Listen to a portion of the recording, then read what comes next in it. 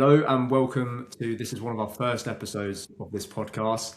I'm joined today with Yazeed or Yaz, and really appreciate you hopping on with us today.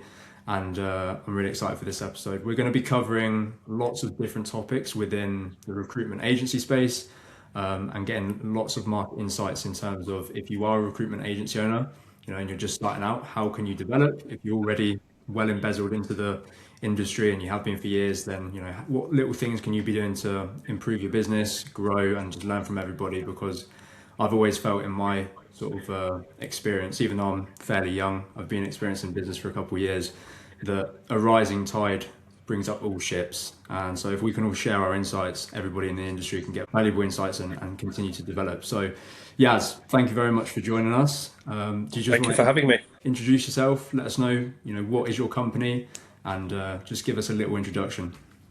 Yeah, so my name's Yazeed. Most people call me Yaz. My company name is Elite Care Placements. So I provide candidates for care providers, senior roles. So we look at registered manager roles, care coordinator, senior carers, and team leaders. How long have you Yeah. been in this space? This business, Elite Care Placements, is quite new, less than a year. But my background is care and also sales, and also recruitment as well, which is what got me, which is why I started this business because I've Yeah. got a very good understanding of what the care providers' requirements are. I've always said it's like if you're recruiting accountants, but if you've never been an accountant yourself, how are you going to know what the client's requirements are going to be? Yeah, 100%. I always used to get frustrated in school because I used to think I'm being taught by people who have never done what it is they actually do. So you obviously starting a business when you're experienced in it is the best thing you could possibly do. In terms of like starting your own business, is this the first business you've ever started before, or have you had other businesses you've owned? I've had many businesses before. Most recently, domiciliary home care agency. Uh, so that's what's given me an insight into what staff are going to make the business a success. I genuinely believe having the right staff is paramount in making the business successful, and that's what made me launch this recruitment company, Elite Care Placements. Because I've got a very, very good understanding of what's required to make the care provider's business a successful business. 100%. I mean, people is everything. I've been recommended the book before a couple of years ago now, and I always refer back to it. But there's a book called Who Not How, and everything in business is people. Obviously, I'm very interested in AI and all these new Yeah, technologies arising. But at the end of the day, people want to speak to people. People want to deal with people. Yes, AI is going to take over lots of different areas, and it's going to be able to cover lots of different jobs. But at the end of the day, it's people that creates a company. It's people that drives growth in a business. So, 100%, it's a very absolutely. good industry to get into. Would you say Yeah. you've always had that entrepreneurial fire in your belly? Yeah, I mean, this is going to make me sound really old now, but so before eBay, Amazon, and all that, we used to have something called Loot newspaper. Loot is called. Okay. So basically, I was like 15, 16 years old. We're looking at 1999, 2000, so I'm showing my age now. I'd buy a mobile phone off a friend or someone, and I'd stick in the Loot newspaper. It'd be literally leaving a recording, and that would be the advert. Yeah. And then I think it was like every Mondays, Wednesdays, and Fridays it'd be published. Then I'd get phone calls, and I'd sell that phone at a profit of like 20, £30. So I've always had that. And bear in mind, 25 years ago, 20, £30 making that much on a phone or any product was a lot of money. Because my first job was £2.50 an hour working a petrol Wow. station. Wow. Yeah. So it was a good, that making that 25, 30 quid, uh, even if it's just once a week, Yeah. it's a good amount to add on to what you're already making, from your normal job. And that was, by the way, a part-time job, and I was studying as well. So yeah, even out of school, I think I do remember selling in fact, that catalog still exists, M&M Direct. So all the designer brands were a lot cheaper. So I remember buying like Lacoste shoes like for 25 quid. Even in them days, Lacoste shoes were really expensive, and I think I sold them for 35 quid. So even Yeah. £10 margin is, I mean, it's a lot. I mean, it's a big percentage. Yeah. No, well, I love, I love, I mean, I love speaking to entrepreneurs in all different areas, and every single sort of founder story is like incredibly interesting.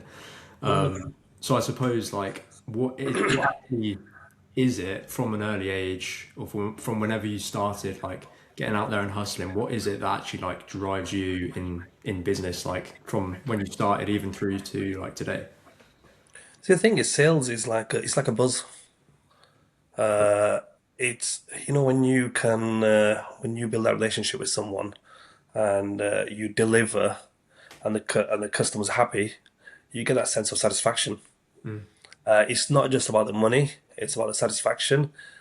Even when I worked, one of my old jobs was working in retail, and I was a top seller. But it wasn't just the fact that I wasn't just a top seller. A lot of top sellers are known for slamming, as in selling products, for being product driven, and just selling the product just for the sake of it. I was more customer driven, which meant my customers always came back to me.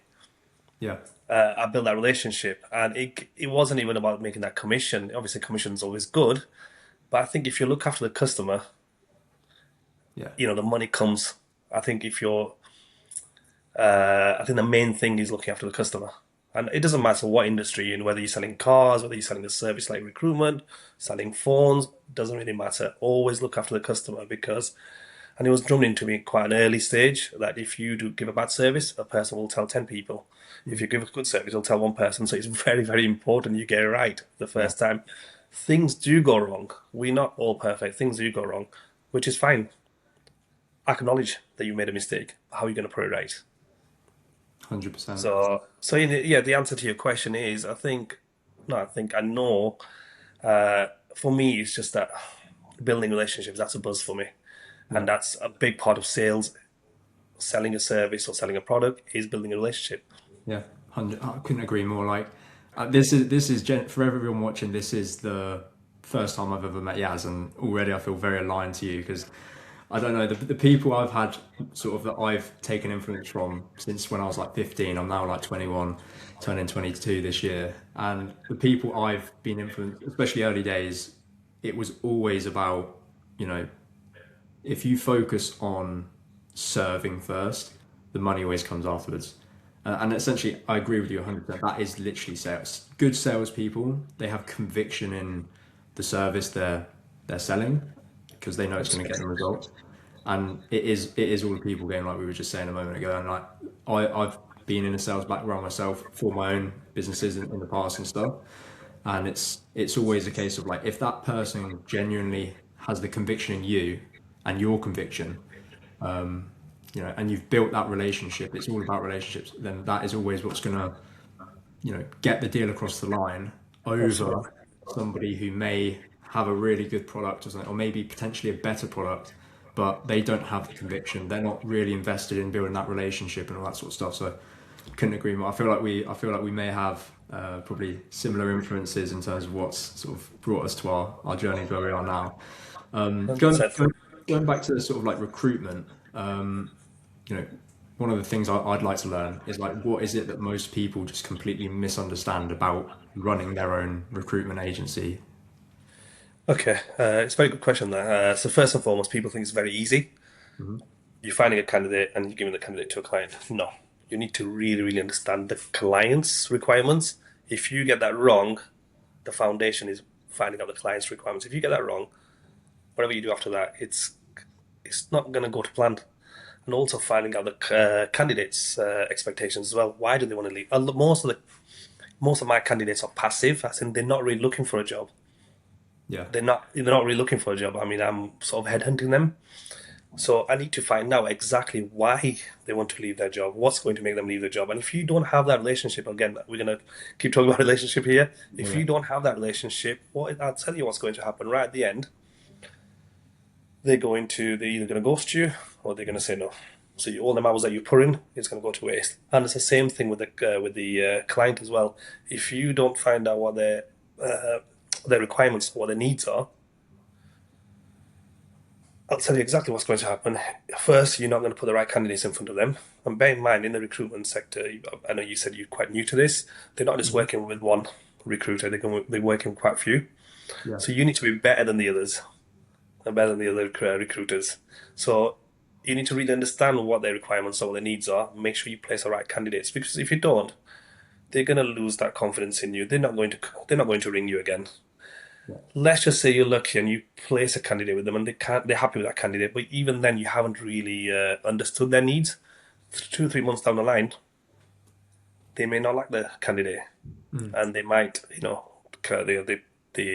terminate the candidate's contract with them. But then you're leaving yourself open to giving them a refund or another replacement. So again, you're doing all that work for free. So if you get it right from the beginning, it's going to make your life a lot easier. Yeah, no, it makes sense. It does make sense. Would you say that's where most of your, I mean, in terms of like getting an understanding of Yeah, a founder's day to day within like a recruitment agency, where's most of your time spent? Is it spent on finding placements? Is it spent on like, the recruitment side of things for your clients, or is it sort of a balance between you going and getting new clients and placing clients? What would you say like the mix up is in terms of your energy on a day to day basis?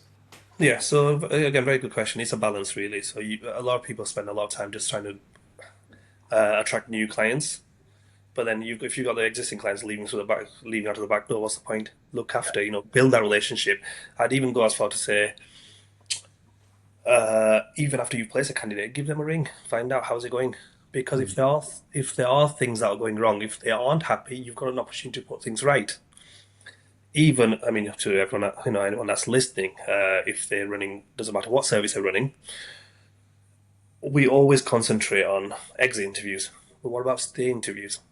Find out from your existing staff what's going well for you, what's not going well for you, because you can fix it before they exit the business. Because it's very, very expensive replacing that person, No, and a that lot of makes sense. inconvenience to you as well. Yeah, so I'm a uh, big believer in stay interviews. So yeah, I know we have appraisals, but how many people actually do it? And again, going back to what you asked, where do people go wrong? Yeah, they do go wrong because they're not building that relationship. They just get really excited. Okay, I've just got a new client. Oh, Yeah. this candidate's interested. No, okay, yeah, it's good to get excited about it, but also do your job properly. The Yeah. people aren't willing to go I wouldn't even say extra mile. Just do that bit extra. That bit extra will make a massive difference. Yeah. To give you an example, you go into a shop, I don't know, going to Curry's, and you're looking for, I don't know, air fryer or something. A good sales consultant will tell you all the benefits of it. In fact, won't just tell you all the benefits of it, will find out what your needs are, what Mm. you're going to be using for, and then they'll make a recommendation based on your needs. They won't just say, oh yeah, this is £200 air fryer, that's going to be perfect for you. No, it's not one size fit all. Yeah. No, that Yeah, makes. so I think sometimes people are lazy just to, I mean, another example I could give you, ringing a client on the phone to them. If you rang me now, if instead of us doing this face to face, I can guarantee if you were on the phone to me now and you couldn't see me, I'd be on my phone doing something else. You haven't got my full attention. But if Yeah. you got that face to face meeting, you're gonna have the client's full attention. So it's just doing that bit extra makes a massive difference, and it's not going to take a lot of your time. Mm. It's just working smarter, not harder. Yeah. It always, I mean, again, this is sort of like not industry specific, but I've always, just from experience, like anytime you do just, like you said, it's not even going the extra mile. It's just small details that other people either can't be bothered to do or they just don't think it's worth it. But they're the things that actually get you the edge in terms of like Absolutely. whatever it is you're trying to do, whether it's like in delivery or in like client acquisition and and your market position, anything that you can do, which even gives you like a 2% or a 3% advantage, It's is a going to massive have difference. outcomes over time when that compounds over like months and Absolutely. years. So yeah, that's quite interesting. I suppose another thing, again, this is sort of me just going off of my curiosity in terms of like how recruitment agencies work. But when you break down the business model into, you have client acquisition, delivery, and then retention, where would you say that most agencies struggle the most and why? I'm gonna be honest with you. I think it's different for every agency. Some Right. agencies are their strength might be just client acquisition. They might be fantastic in clients, fantastic, and some might struggle with retention. So I think it's different for every agency, Hmm. and I think this is where we need to have that balanced approach. Yeah. Yeah. So again, doesn't matter if you're dealing with so many clients. you still need to be doing the business development, because what happens when you fulfill all the clients? Yeah, When you've placed the candidates with the clients, what happens then? You need that pipeline, yeah, continuous pipeline. Again, retention, very important. Again, exactly what I said to you earlier. Even just a quick call after you place a candidate. Your job's not done there. That ongoing service. Just a quick phone call. How's it going? You can preempt your complaint just by making that phone call. yeah, Yeah, do you know what? I'll tell you what they say. The client, they'll say, okay, yeah, things. No one can be 100% sure on how the candidate is going to perform in the job. No one can. yeah, So if things are going wrong, at least you can put it right. yeah. So definitely a balanced approach is needed. Sort of, So business development doesn't matter how well, even if you think you're doing fantastic, keep that business development going. You don't know what the future holds. You need that pipeline. yeah, Retention, again, same thing, and whatever you need to do in the middle, concentrate on that as well. So yeah, consistency. 100%. I mean, I've made that mistake probably two or three times in my like previous businesses where we sort of had a spike in growth and then it was sort of like, okay, now 90% of our focus is on delivering, getting that Yeah, right. But then it was like the pipeline went out the window. There was no pipeline left within yeah, 2 3 months. And then when we did fulfill, then it was like, we've got to start again. We've got to fill our pipeline again. So yeah, that makes sense as well. Like yeah. you Because have, if you just consider once you've delivered, what are you going to do? There's no pipeline there. yeah, business So is you always, it's always, even if someone's not looking for a job now, that's fine. Even if they're not looking for a candidate now, in the future they may be looking for a candidate. So keep that relationship going. yeah, no, 100%, 100%. I suppose a question you could say, positioning as maybe the devil's advocate, but what within your industry, what is the thing that keeps you up at night, like specifically as the founder of a company like Recruitment? I haven't slept well in years. It's usually that my what my planned day is going to look like. So what I need to do that particular day. Yeah, Because when you're a business owner, you're not just wearing that one hat. You're not just a business development person. You're not just a delivery person. You're not just a person doing the finances. You're wearing all different hats. yeah, So there's always, you wake up at night and there's always going to be something that, right, I need to do this today. I yeah, forgot to do it yesterday. And again, it goes back to organizational skills. If you organize, then but no matter how much you organize, you're still going to wake up at night, or yeah, you're still going to think the night before, or when you wake up first thing in the morning, that I need to get this done, and there's not enough hours in the day to do these things, which is why AI is probably going to take over, yeah. or is going to make life easier, because a That, lot of the jobs can be replaced with AI, I believe. yeah, Yeah. So yeah, 100%. yeah.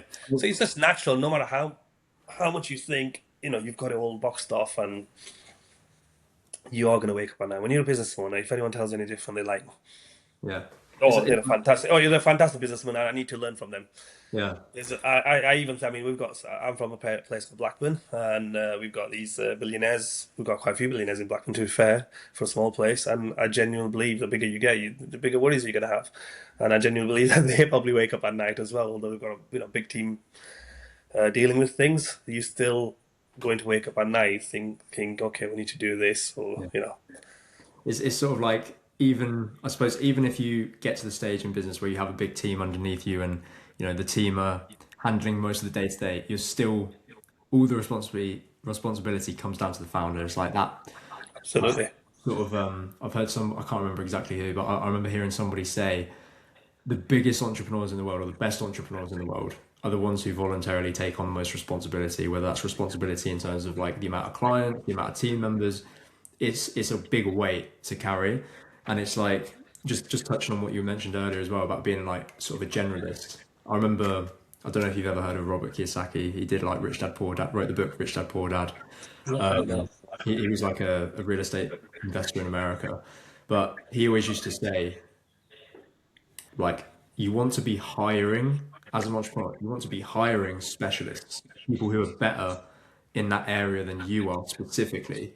But as the figurehead, as the entrepreneur, you are not a specialist. You're a generalist. You know a little about a lot, and you have to be able to understand a little about accounting, a little about the service you're implementing, a little about different areas within client acquisition. So it all comes down to like just being incredibly curious like non-ceasingly, like always curious to learn more things. I remember Ty Lopez saying that he was sat next to Elon Musk at some event, and Elon Musk was like asking him questions. Even though Elon Musk is like one of the richest men in the world, he was asking Ty questions about it. It's like that curiosity is what helps you be that generalist, so you know a little about a lot. You know who to bring in to action. Yeah, exactly. That's the quality of a good leader. Absolutely, yeah. Literally 100%. And I want to touch on another basis as well. You were mentioning like, you know, some of the struggles of just being an entrepreneur is the fact that we only have 24 hours in a day. Like even Elon Musk has the same 24 hours in a day that we have. Yeah.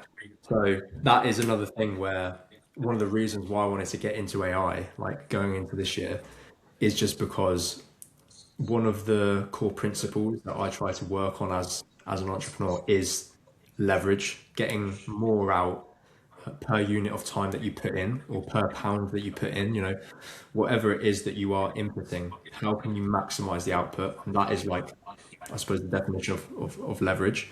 So in terms of like AI and things like that, I mean, just an example that I've sort of recently come across is I remember it was when I was 18 and I just dropped out of sixth form, and I basically partnered with someone that I met from networking that I'd been meeting like consistently for like probably up to a year at that point.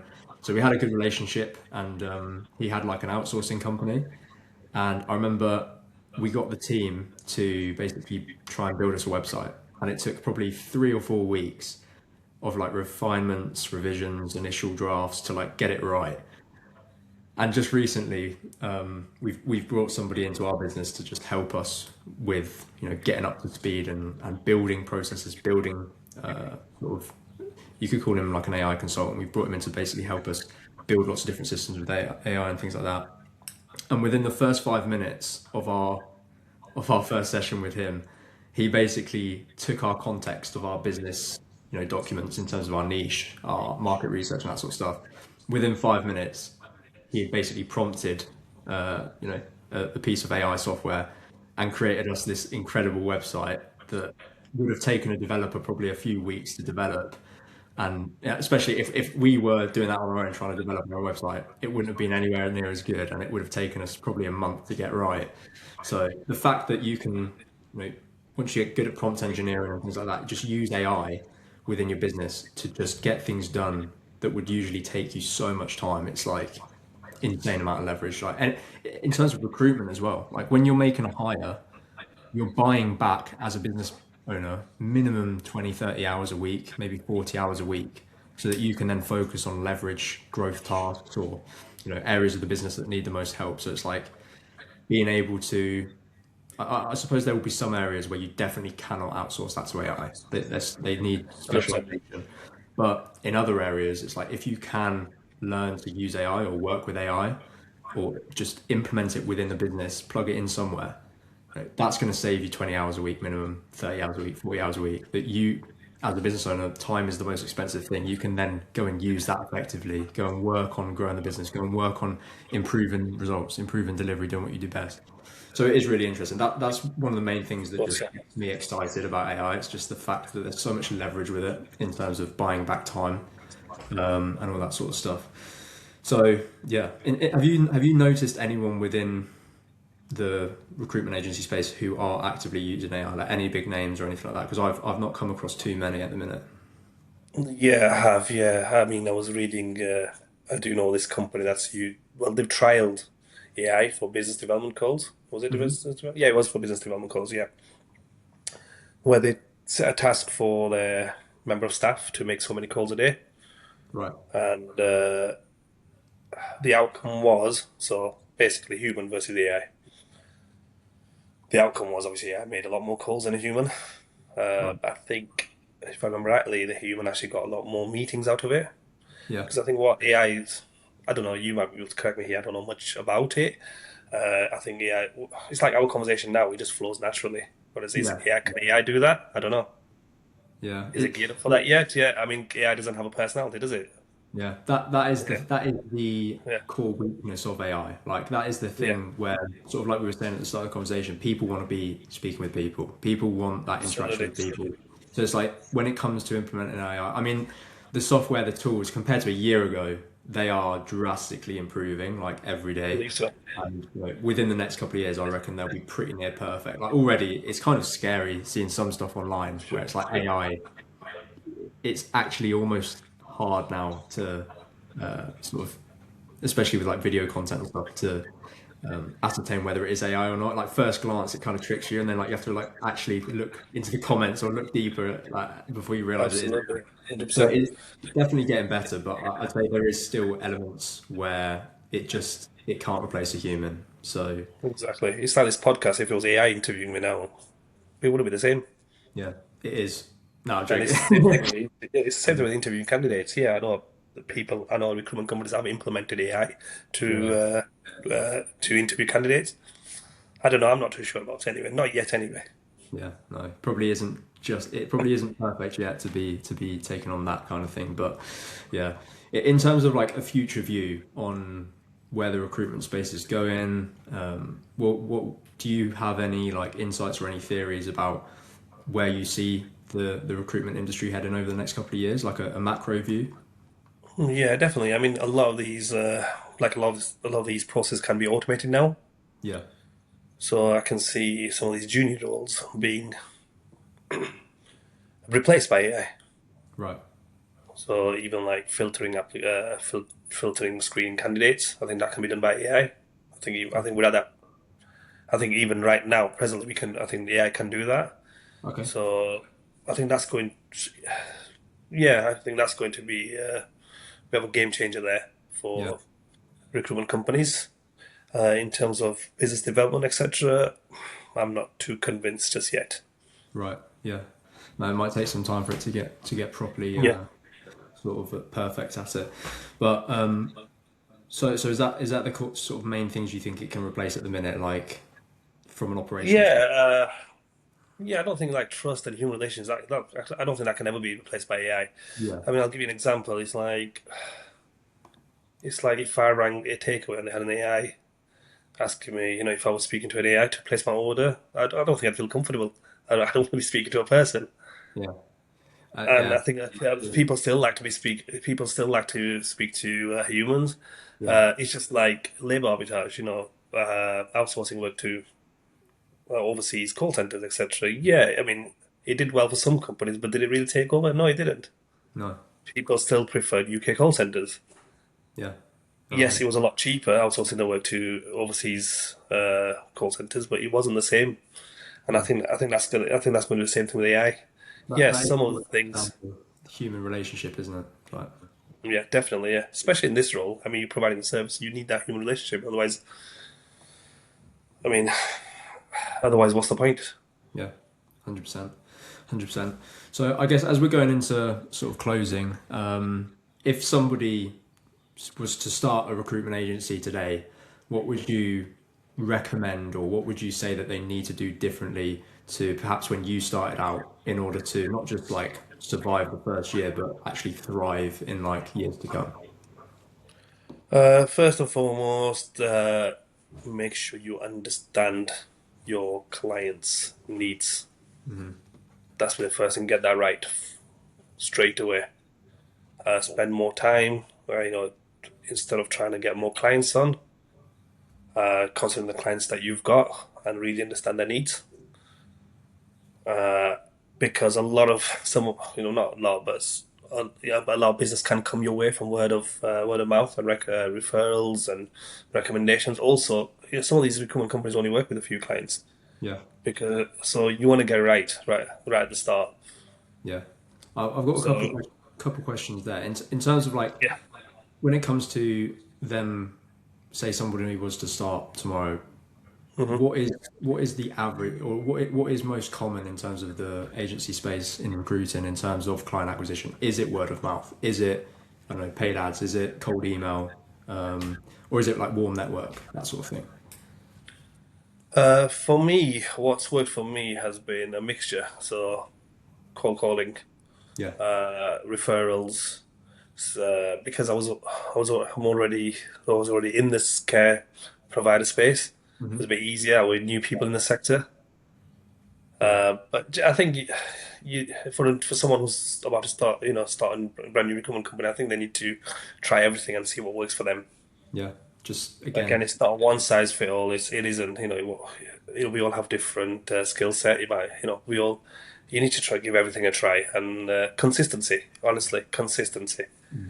it's I always give this example. If you go to the gym, if you want to build a physique, like I don't know, well, maybe not Arnold Schwarzenegger, but if you want to build a good physique, you're yeah. not going to go to the gym one day a week and you see them biceps growing. It takes months and years to do it. So keep going, stay consistent. Yeah, 100. It's just reps, isn't it? It's just you need Yeah, more. absolutely, exactly. Yeah, definitely reps. Yeah. Yeah, literally And 100%. we all. I mean, I've got a cheeky personality, so I can literally speak to a client and say, right, okay, what's it going to take for you to give me this business? Yeah, yeah. Some people can't do that. No. They don't. And everyone's personality is different, so they might have to work a bit different to me. So maybe they might be more email focused. Their email might be able to get that message across better than me picking the phone up to someone. So everyone's different. Yeah. No, But yeah, the answer to your question is if someone's about to start off, I would say first and foremost, really understand the roles that you're recruiting for. Because I know this from a colleague who was who was recruiting for a HVAC engineer for a client, and she didn't understand the role, right. what the HVAC engineer role is. And if you don't understand the role, it doesn't matter how much information you get from the client, or you're not going to find the right candidate for them. Yeah. So really understand the role. So I think that's what going back to. I think you asked me this question earlier. My background in care allows me because I know what the role of a registered manager should be. Yeah. Is that the core role you recruit Yeah, for? the registered manager, yep, care coordinators, team leaders, but yeah, registered manager is the main one. So definitely, I genuinely understand. I mean, the registered manager themselves won't even know what their role is a lot of times, Yeah. because obviously No. they want their job to be easy. Yeah. But the registered manager job is not just about compliance. There's a lot more to it. Yeah. And as a as a as a recruiter, or even as a client, as a recruiter, if you understand the role, then you're going to be able to place the right candidate with the client. Yeah. No, absolutely. Well, look, I've really, really enjoyed speaking to you, and Please, thank I you. really appreciate you coming on and giving everybody, My including myself, pleasure. these insights. And coming from a place of experience, like it really, really helps. And yeah, I just want to say thank you. And My I pleasure. suppose my last question for you is like, in terms of just looping back towards your at the start when we were talking about your story and your journey, like what does the future look like for you? What is your sort of ambition over the next like 12 to 24 months for not just like the mission with the business, but just like the mission for you in life in business? So yeah, grow the business, have more staff working for me, and also be a mentor as well to other recruiters. Be able to share my knowledge, which is why I did in sales. I was top seller wherever I worked. Wow. So I actually enjoyed sharing my knowledge with us, up and coming salespeople. But yeah, mentoring new recruiters, someone who's wanting to start a new recruitment company. Yeah, I'd love to do that. Cool. Yeah. That Because that's I've made mistakes. I wouldn't want them to make the same mistakes, so they have a bit of a head no. start. I always like the idea of like mastering your craft and then being able to like give back and help Yeah, people get into it who are sort of absolutely.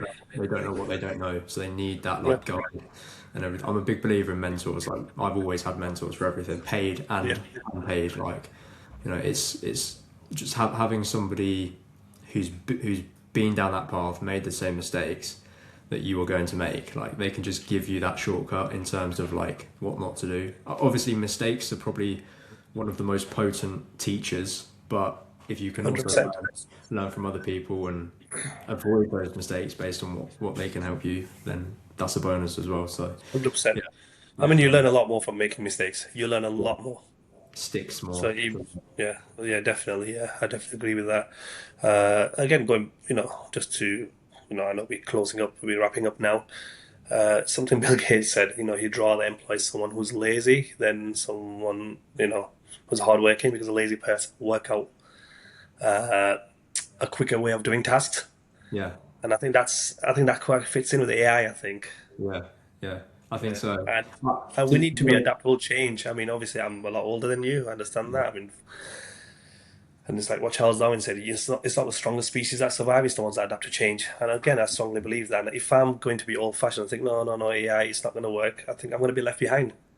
Yeah. So I think that ties into one of the questions that you asked earlier. I'm definitely going to be left behind. And if other recruiters out there think AI, no, it's not the answer, yeah, okay, maybe not replace everything, but there are certain aspects to your role that can be replaced. Like we said earlier, you've got 24 hours in a day. If Yeah. you can make your life a bit easier, then why not?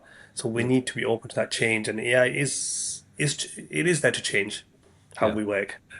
It's kind of like whether you like it or not, it's going to happen. So it's like, It's happening, absolutely, absolutely. I mean, there's a lot of downsides to AI because I see a lot of CVs which are AI generated yeah. and emails, and Oh, yeah. honestly, I hate it. Yeah. Even I would never ever write an email AI generated because I can spot it a mile off, and Yeah. it doesn't. You want to see the person's personality in that email, Yeah. not an AI generated email. I mean, I'm just digressing a bit, but yeah, that's. Yeah. No, But yeah, honestly, Nathan, it's been a pleasure talking to you. Yeah. no, I really appreciate it. And I suppose we'll wrap up there. But yeah, again, really thank you for being like one of our first guests. And we're going to try and stay as consistent as we can with these episodes coming out. We haven't got like an exact rota or a specificity yet, but we'll get there. And yeah, if you want to just let everyone know how they can get in contact with you if they need, and how they can reach out to you. Yeah, absolutely. Yeah. So my email address is Yazeed, my first name, YAZEED, Yankee Alpha Zulu Echo Echo Delta at elitecareplacements.co.uk. That's my email address. Excuse me. And my phone number is 01254 59558. Give me a call, send me an email, even if you just need some advice as a new recruiter. Please feel free to reach out to me. I know this business itself is it's less than a year old, but I've still got a lot of experience in the recruitment. Even being a care provider, recruitment was the main thing I did. That was my main role. For the service to run efficiently, you need good staff all the time. Again, going back to what you said as well, people. That's what makes the business. But again, sales, again, a big part of recruitment, the 360 recruitment is sales, building relationships. So any advice, please reach out to me. Amazing. Well, thank you very much for watching, and we will see you in the next episode.